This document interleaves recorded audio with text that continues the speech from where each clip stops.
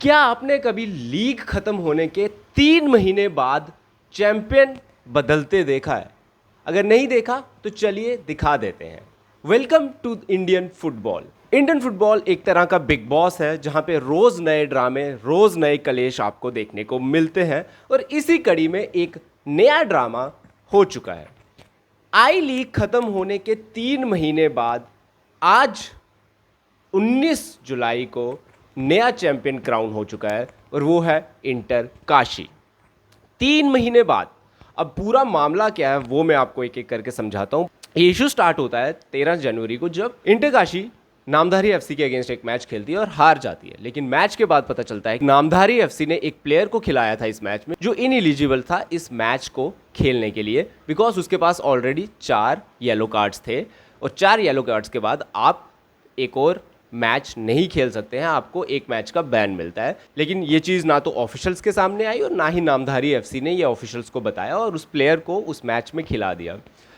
Inter Kashi ने appeal की और कहा कि भाई ये हमारे साथ हुआ है। एआईएफएफ की पहले डिसीजन में कहा गया कि हाँ आपको 3 पॉइंट्स हम देते हैं और ये मैच फॉरफिट कर देते हैं। लेकिन उसके बाद एक और अपील हुई और एआईएफएफ ने कहा कि इस पे हम स्टे लगा रहे हैं, ये 3 पॉइंट्स हम अभी इंटर काशी को नहीं दे रहे हैं। ठीक है, तो अब लाजमी है सब वेट करेंगे कि कब ये डिसीजन आएगा और कब डिसाइड होगा कि चैंपियन कौन है। फाइनल मैच डे से पहले जो पॉइंट्स टेबल था वो इस प्रकार था। 39 पॉइंट्स पे चर्चिल ब्रदर्स थे एंड 36 पॉइंट्स पे थी inter Kashi FC. Final match day पे रियल कश्मीर के अगेंस्ट खेलते हुए चर्चिल एफसी ने वो मैच ड्रॉ कर दिया। अगर वो ये मैच जीत गए होते तो ऑल इन ऑल वो चैंपियंस बन ही जाते, कोर्ट केस की भी उन्हें वेट नहीं करनी पड़ती। लेकिन वो मैच ड्रॉ हो गया। वहीं दूसरी तरफ इंटर काशी अपना जो मैच राजस्थान यूनाइटेड के अगेंस्ट खेल रही थी उसमें वो हार रहे थे, लेकिन स्टॉपेज टाइम पे उन्होंने 2 गोल करके वो मैच जीत लिया और अब जो फाइनल टेबल था वो था 40 points Churchill FC, 39 point inter Kashi और अब उन्हें वेट करना था एआईएफएफ के डिसीजन का। लेकिन तभी एंट्री होती है एक और केस की। इस केस में चर्चिल एफसी, रियल कश्मीर और नामधारी एफसी एक कंप्लेन रेज करते हैं कि इंटर काशी एक ऐसे प्लेयर को खिला रही थी जो खेलने के लिए एलिजिबल ही नहीं था। अब ऑनेस्टली तो ऐसा नहीं था, कुछ लूप होल्स ढूंढे गए और उनको फंसाने की कोशिश की गई, क्योंकि इंटर काशी एक बहुत ही नया क्लब है, अभी 2 साल भी नहीं हुए थे उनको आए हुए इस लीग में। और चर्चिल ब्रदर और रियल कश्मीर जैसे क्लब्स जो हैं वो काफ़ी रेप्यूटेड, काफ़ी लेगेसी क्लब्स हैं, तो कहीं ना कहीं शायद कुछ इन्फ्लुएंस उनका रहा होगा इस तरह का लूप होल ढूंढने में और ये जो टाइटल रेस है चर्चिल ब्रदर्स के नाम कर देने में। बिकॉज लेगेसी क्लब्स हैं, कनेक्शंस तो हो ही सकते हैं और इंटर काशी एक नया क्लब है, तो कहीं ना कहीं उनको शायद प्रॉब्लम्स फेस करनी पड़ती ही होंगी और ये भी एक इशू उनके लिए आया।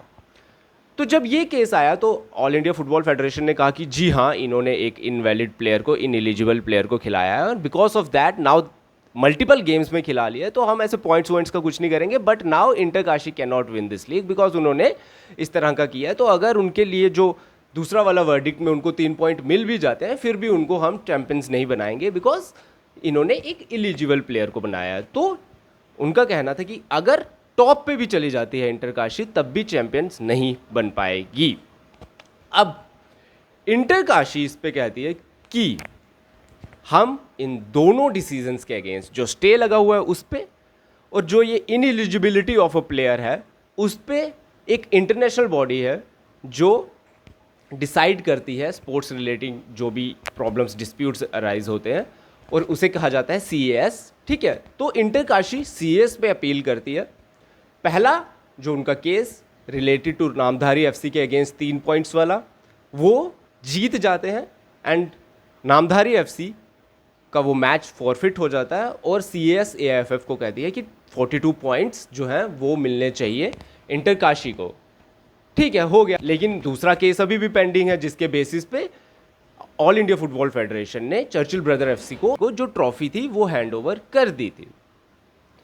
अब ये दूसरा डिसीजन कल आया है और उसमें कहा गया है कि ये जो इनएलिजिबिलिटी आप बता रहे हैं ये गलत है, कोई इनएलिजिबिलिटी नहीं है and this is a attempt to find out the loophole and penalize Inter Kashi without their any fault. अब ये क्या था क्या नहीं, वो रूल्स में नहीं जाएंगे कि क्या एलिजिबिलिटी है क्या इनएलिजिबिलिटी है, बट ये जो है फाइनल वर्डिक्ट आया और कैस ने एआईएफएफ को कहा कि आप इंटरकाशी को चैंपियंस घोषित कीजिए, और एआईएफएफ ने ये कर भी दिया है।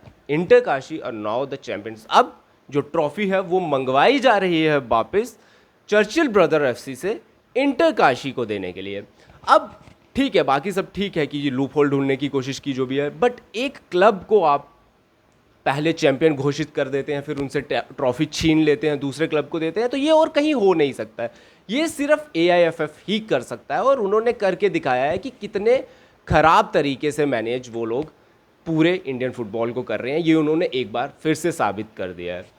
ये पॉइंट स्टॉकिंग और ये सब के बाद एक और जो चीज़ है, अब जो पैसा खर्चा हुआ है इस पूरी आर्बिट्रेशन में वो भी सीएएस को देना पड़ेगा, और वो देगा all India football federation, Churchill Brothers FC, real Kashmir FC and Namdhari FC, क्योंकि इंटरकाशी ने ये ट्रिब्यूनल से जो है दोनों केसेस जीत लिए हैं। तो जो टीम जीतती है उनको कोई भी खर्चा नहीं उठाना पड़ता है, और वो खर्चा सारा हारने वाली पार्टी उठाती है, तो वो उठाएंगे। अब इन सब के बीच सबसे इम्पॉर्टेंट चीज़ जो याद रखने वाली है वो ये है कि ऑल इंडिया फुटबॉल फेडरेशन कुएं में गिर चुकी है, उसका बचना बहुत मुश्किल है अनटिल और अनलेस कुछ कंक्रीट स्टेप्स लिए जाते हैं। आपकी क्या राय है इस पूरे ड्रामे पे, आप बताइए हमें कमेंट बॉक्स पे। क्या सही हुआ, क्या गलत हुआ, और क्या ये होना चाहिए था, इसके बारे में बताइए, और सब्सक्राइब कीजिए द फ्लैग इज अप को।